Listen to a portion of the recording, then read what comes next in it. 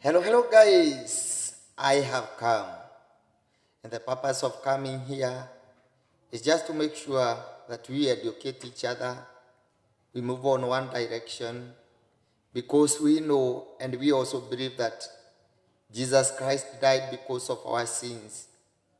And there is one thing that I have come to understand, is that we left Jesus Christ, and we started praising most of the people, these people who are called bishops, others called pastors, and we forget there is one person who was killed because of your life. Kama tunaweza kaa chini tujue ya kwamba Jesus Christ is on the way. Sababu Biblia inasema vizuri, hakuna atakayefika kwa Baba bila kupitia kwa Yesu Kristo yeye mwenyewe. And there is one thing that I would like to tell you. The moment you see that your pastor anajiweka pale mbele, anajiweka sana kukuliko wewe mwenyewe, jua ya kwamba kunalo jambo ambalo linaendelea, na ni jambo ambalo tunafaa kulikemea na kukataana nalo.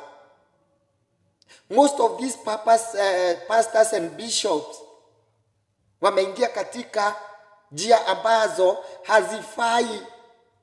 Wameingia katika njia ambazo hazifurahishi. Wameingia katika mienendo ambayo si ya kuridhisha.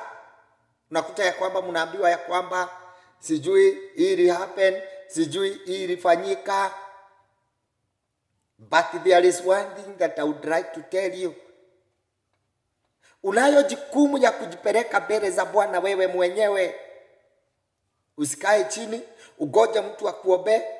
Usikae chini ugoje mtu akwambie ya kwamba sijui Mungu anasema. Because if you commit yourself to Jehovah, God will talk to you. God will reveal to you. Mungu atakuongelesha. Lakini sisi tulichukua watu tukawaweka pale mbele. Sisi wenyewe, mimi unaona hapa kuna wakati niliingia katika dini ambayo haikuwa ni dini. Ilikuwa ni ya kutuelekeza mbinguni. Tulikuwa tunaambiwa ya kwamba ulimwengu unaisha wote. Tuuze kila kitu na tupeleke kile ambacho tuko nacho katika kanisa. Unakuta ya kwamba yule mtu anakula zile pesa, lakini wewe mwenyewe you are gaining nothing. And that is what most of the people has been doing. Unachukua pesa unaweka kwa bahasha, and then you take that money to the church. Unaambia huyo bishop ama huyo pastor akuombe. If you read in the book of Malachi 2, they only preach about Malachi 3. How to tithe. But they don't want to read in the book of Malachi 2. Inasema ya kwamba enyi makuhani hawa nimewapea hili agano. And if you're not going to follow it, nitawalaani. I will curse you. Nazo baraka ambazo mtakuwa mnabariki watu nazo pia nitazilaani. And that is why you see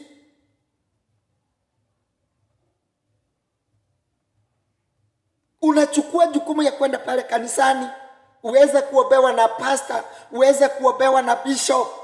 My dear brother, my dear sister, na huyu bishop ni mwizi, huyu bishop ni maraya, huyu bishop ni muuaji, huyu bishop ameua watu wengi kiroho. So you'll gain nothing. Hautapata ile baraka, lakini utapata rahana kutoka pale. Kwa hivyo kile ningetaka kuambia ama kuwasihi siku ya leo, hakuna mtu Mungu hawezi ongelesha. He can talk to you. Anaweza ongea na mtu yule mwingine. As far as umeiweka roho yako ikiwa safi, you are that clean. Kunayo dhabihu moja ambayo ilitolewa msalabani na ni ya Yesu Kristo. Hakuna dhabihu nyingine ambayo inafaa kutolewa kwa ajili ya maisha yako. Unakuta mtu anaambiwa chukua mbuzi, nyonga hadi ikunie, nyonga hadi ikufe. Enda ulete kuku ya aina hii, uweze kuchinjiwa ndio ukubalike mbele za Bwana. Lakini unapata ya kwamba unazidi kuwa fukara. This is because you don't understand. You don't get on what you are supposed to do. You have your own keys. Unazo funguo zako. And that is why you see that you give someone the power ya kukuombea wewe mwenyewe. Umempatia funguo zako. Akifika kule anapata ya kwamba unazo baraka zako. Umebarikiwa na Mungu na gari. Atafanya nini? Atafunga ile nini? Gari lako. He will lock your store. Unakuta ya kwamba kila wakati ni shida. But the moment you understand ya kwamba you are supposed to go direct to God, utapata zile baraka. Utabarikiwa. Huo ugonjwa uko nao, usimpatie mtu akuombee.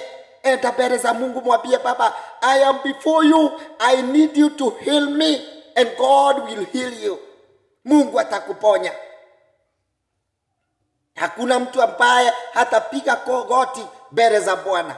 Kila mtu atapiga magoti, na ndio mwimbaji aliimba akasema kila mtu atauchukua mzigo wake mwenyewe. So what you are supposed to do, go direct to God. Mwambie Mungu, I need this and this and this. And God will bless you.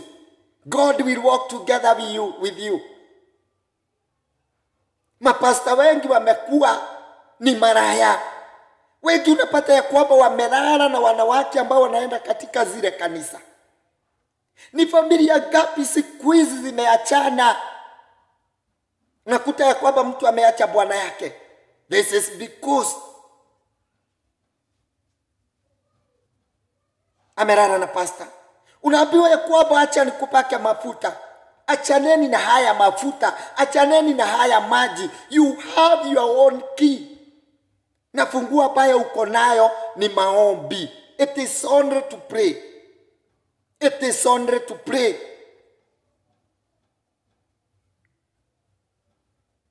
Umaraya mwingi umejaa kwa makanisa. Unakuta ya kwamba mtu amefunikiwa, huyu ni bishop wetu, huyu hafai kuguzwa, huyu ni pastor wetu, hafai kuguzwa. And then you find that someone is being put there. Unapata ya kwamba sijui my spiritual dad, my spiritual mom.